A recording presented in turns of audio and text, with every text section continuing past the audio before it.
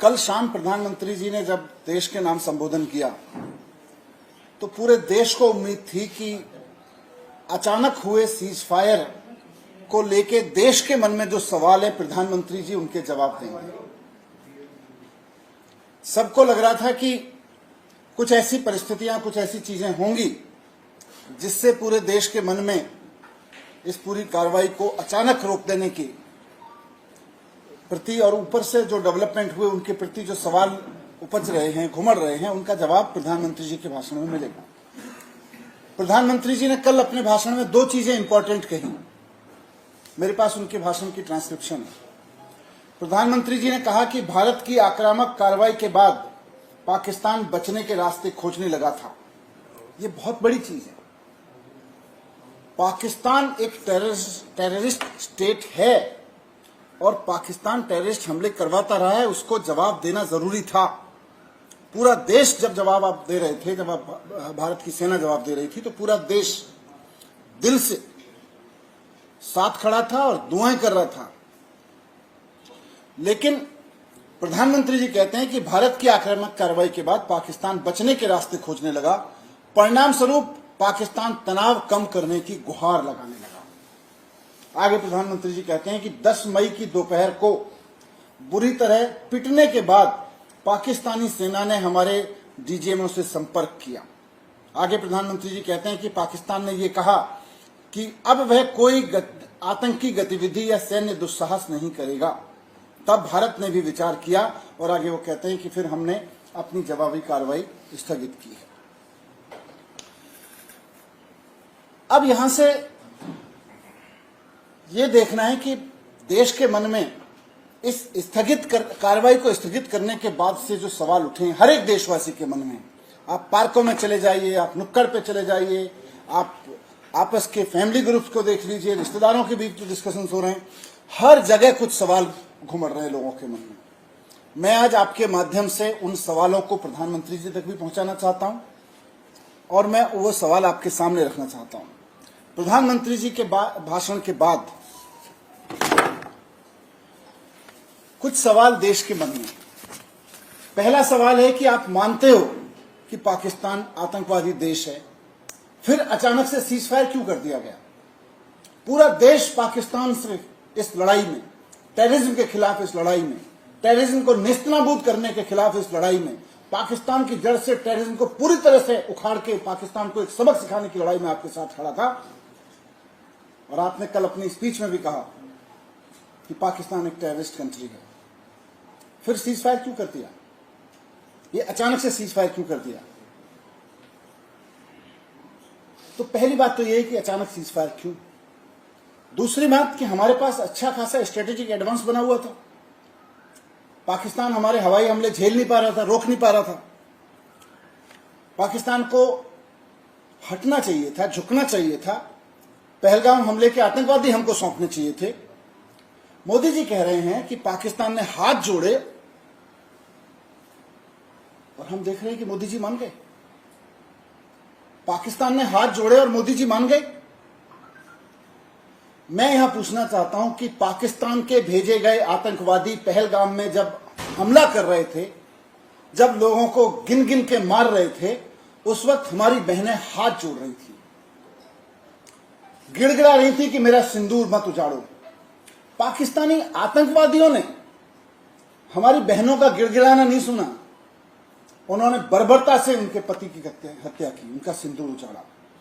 और मोदी जी कह रहे हैं कि हम बहुत स्ट्रेटेजिक एडवांस में होने के बावजूद, और सारा देश जानता है कि हमने पाकिस्तान को दांत खट्टे कर रखे थे, इतने स्ट्रेटेजिक एडवांस होने के बावजूद मोदी जी कल अपने भाषण में देश को बता रहे हैं कि पाकिस्तान ने आके हाथ जोड़े और मैं मान गया। कैसे मान गए मोदी जी? आतंकवादी तो नहीं माने थे। पाकिस्तान के भेजे हुए आतंकवादी हमारी महिलाओं का सिंदूर उजाड़ने में नहीं माने और आप पाकिस्तान के एक बार हाथ जोड़ने पे मान गए। कैसे मान गए मोदी जी? वो नहीं माने थे तो। दूसरा सवाल हमारा ये है, जनता के मन में उमड़ रहा है। और तीसरा सवाल, अगर पाकिस्तान ने युद्ध रोकने के लिए हाथ जोड़े ही थे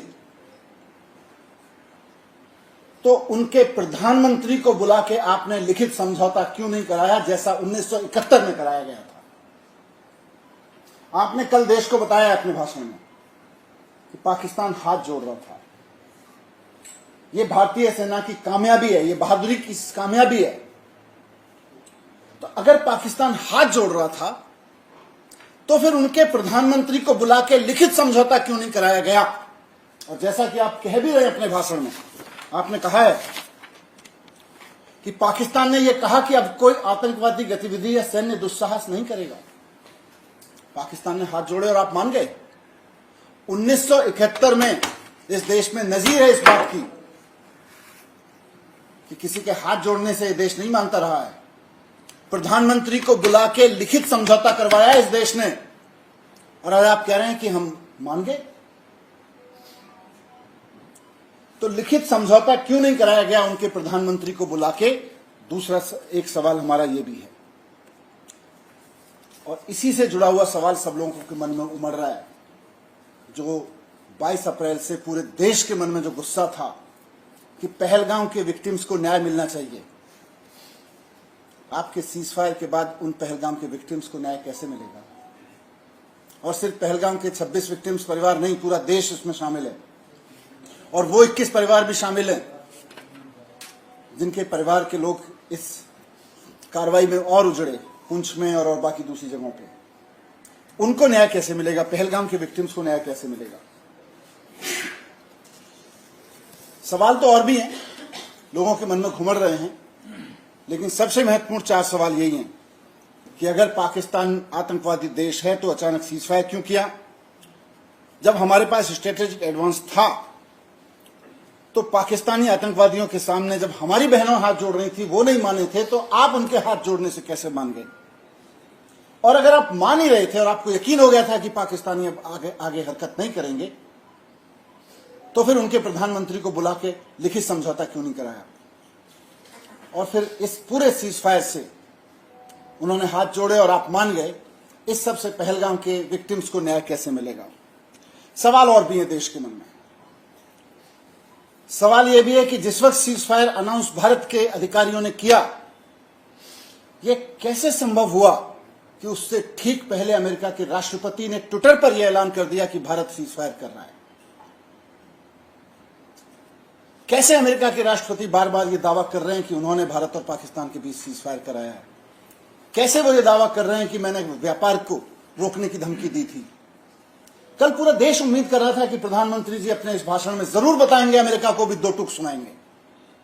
प्रधानमंत्री जी बताएंगे कि भारत का इतिहास रहा है कि कश्मीर के मामले में हो या पाकिस्तान से सुलटने के मसले पे हो, भारत ने हमेशा अपने दम पे सुलटा है पाकिस्तान को। कभी भी अमेरिका का हस्तक्षेप बर्दाश्त नहीं किया, किसी और देश का हस्तक्षेप बर्दाश्त नहीं किया। पहली बार प्रधानमंत्री जी मौन रह गए। प्रधानमंत्री जी का मौन इशारा करता है कि कहीं तो कुछ है। अमेरिका पे एक शब्द नहीं बोले। इतना बड़ा दावा अमेरिकी प्रेसिडेंट का कि मैंने भारत को झुका दिया, ट्रेड की धमकी देके झुका दिया। कैसे झुक गया? 72 से हमारा पूरा स्टैंड रहा है, कोई हमारे बीच में दखल नहीं देगा, और हमारी सेना और हम भारत सक्षम है ऐसी चीजों से निपटने के लिए। आज हमें अमेरिका की जरूरत पड़ रही है। आज कोई व्यापार की धमकी देके कह रहा है कि मैंने भारत को झुका दिया, और देश के प्रधानमंत्री राष्ट्र के नाम संबोधन में एक शब्द नहीं बोलते हैं कि अमेरिका वालों चुप रहो, हमको अपने दुश्मनों से निपटना आता है, हमको आतंकवाद का खात्मा करना आता है। आप एक शब्द नहीं बोल रहे हैं। ये रहस्यमयी चुप्पी अमेरिका के प्रति कुछ और कहानी कहने की कोशिश कर रही है क्या? अभी हमें भी नहीं पता। देश के मन में सवाल हैं। मुझे पूरी उम्मीद है कि अगली बार प्रधानमंत्री इन सब सवालों के जवाब देंगे। मैं यही सवाल जो हमारे मन में उमड़ रहे हैं, जनता के मन में घुमड़ रहे हैं, प्रधानमंत्री जी के कल के संबोधन में उनका एक का भी जवाब नहीं मिला, आपके समक्ष रखने आया था। मुझे उम्मीद है कि भारतीय जनता पार्टी और प्रधानमंत्री जी देश की भावनाओं को समझते हुए इनके जवाब जरूर देंगे। Thank you very much.